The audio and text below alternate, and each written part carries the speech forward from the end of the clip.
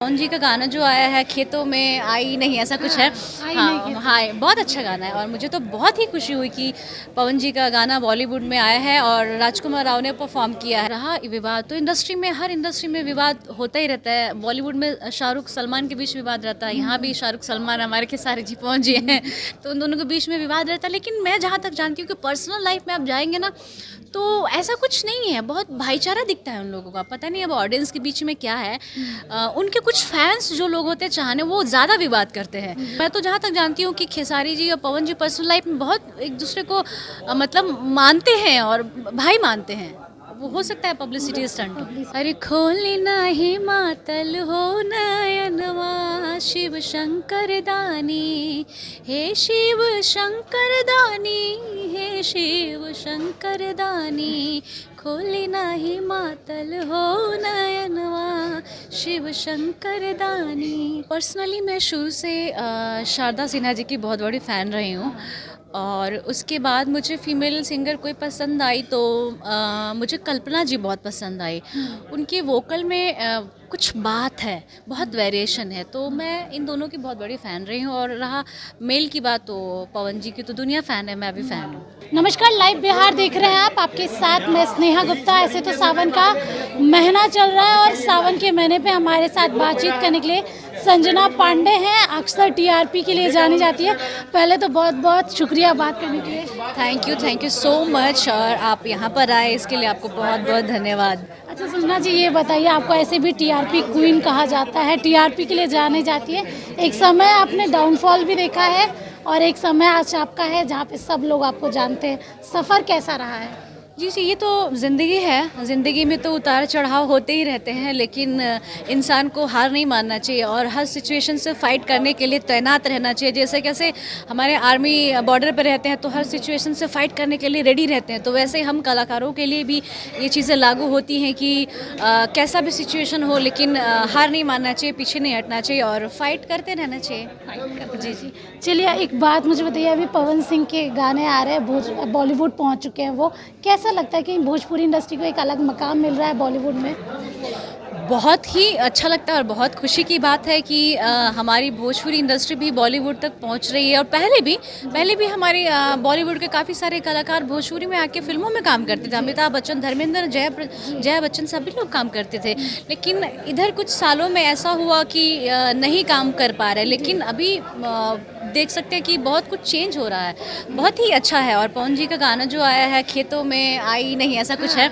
हाँ, बहुत अच्छा गाना है और मुझे तो बहुत ही खुशी हुई कि पवन जी का गाना बॉलीवुड में आया है और राजकुमार राव ने परफॉर्म किया है। तो राजकुमार राव ने तो 4 चांद लगा दिया उस गाने को परफॉर्म करके। बहुत अच्छा लगा और बहुत खुशी हुई और प्राउड भी हो रहा है कि चलो कुछ अच्छा शुरुआत हुआ है। अच्छा, ये बताइए संजना जी, आप इतने दिनों से इंडस्ट्री में, भोजपुरी इंडस्ट्री को हमेशा एक हीन दृष्टि से देखा जाता है, विवादित रहता है, हमेशा कुछ ना कुछ विवादित बयान भी चलते हैं, आरोप प्रत्यारोप का दौर भी रहता है। आपकी पर्सनल फीलिंग क्या है कि आपने वो दौर देखा है या फिर आपको लगता है कि भोजपुरी इंडस्ट्री अलग है? देखिए, मेरा मानना है जैसा मैं जहाँ तक सोचती हूँ कि नाम 2 तरह से होता है। एक होता है नेगेटिव तरीके से, एक होता है पॉजिटिव तरीके से। तो मैंने जहाँ तक हमेशा से कोशिश की है कि भले मैं सीढ़ी बाय सीढ़ी स्टेप बाय स्टेप चढ़ूँगी, लेकिन मुझे पॉजिटिव वे में नाम कमाना है। क्योंकि क्या होता है कि वो नाम क्षणिक होता है। आप नेगेटिविटी फैला के या नेगेटिव चीज़ों को करके आप नाम तो कमा लेते हैं, लेकिन क्षणिक होता है और लोग भूल जाते हैं, अरे वो ऐसा था, अरे उसने ऐसा था। लेकिन जो पॉजिटिव वे में नाम होता है बहुत वक्त तक लोग याद रखते हैं। तो इंडस्ट्री में तो विवाद होते ही रहते हैं, आपसी मामले कभी सुलझ जाते हैं, कभी उलझ जाते हैं, तो होता रहता है। सावन का अवसर है, महादेव का एक गाना हो जाए। आप गाती बहुत अच्छा है, मैंने सुना है। Thank you. हाँ, सावन का आज तीसरा सोमवार है। मैं आप सभी दर्शकों को श्रावण मास की ढेर सारी शुभकामनाएं देती हूँ और आप सभी के लिए मैं अपने एल्बम से एक लाइन गाऊंगी।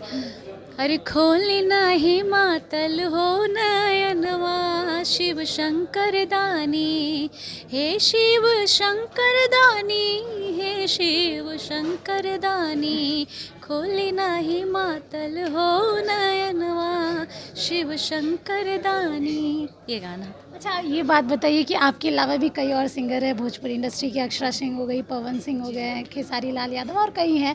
आपको कौन पर्सनल फेवरेट है, आपको कौन सबसे ज़्यादा अच्छा लगता है? पर्सनली मैं शुरू से शारदा सिन्हा जी की बहुत बड़ी फ़ैन रही हूँ, और उसके बाद मुझे फीमेल सिंगर कोई पसंद आई तो मुझे कल्पना जी बहुत पसंद आई। उनके वोकल में कुछ बात है, बहुत वेरिएशन है, तो मैं इन दोनों की बहुत बड़ी फ़ैन रही हूँ। और रहा मेल की बात, तो पवन जी की तो दुनिया फ़ैन है, मैं भी फ़ैन हूँ। जी। अच्छा, एक सवाल ये भी रहेगा कि जानना चाहूँगी और दर्शक भी ये जानना चाहते हैं कि भोजपुरी इंडस्ट्री में हमेशा ही विवादों का दौर जारी रहता है। आप क्या कहना चाहेंगे उन लोगों से जो आना चाहते हैं, कहीं न कहीं ये सारी चीज़ें सुन के पीछे हट जाते हैं कि भोजपुरी अश्लील है, यहाँ पे अश्लीलता परोसी जाती है, तो उन न्यू कमर्स को क्या कहेंगे?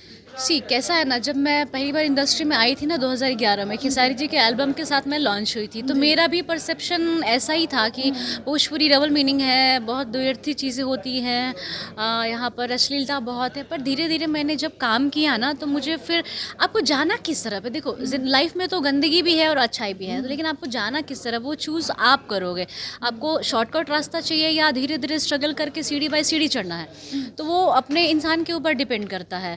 तो और विवाद तो इंडस्ट्री में, हर इंडस्ट्री में विवाद होता ही रहता है। बॉलीवुड में शाहरुख सलमान के बीच विवाद रहता है, यहाँ भी शाहरुख सलमान हमारे खेसारी जी पहुँच गए हैं, तो उन दोनों के बीच में विवाद रहता है। लेकिन मैं जहाँ तक जानती हूँ कि पर्सनल लाइफ में आप जाएंगे ना, तो ऐसा कुछ नहीं है, बहुत भाईचारा दिखता है उन लोगों का। पता नहीं अब ऑडियंस के बीच में क्या है।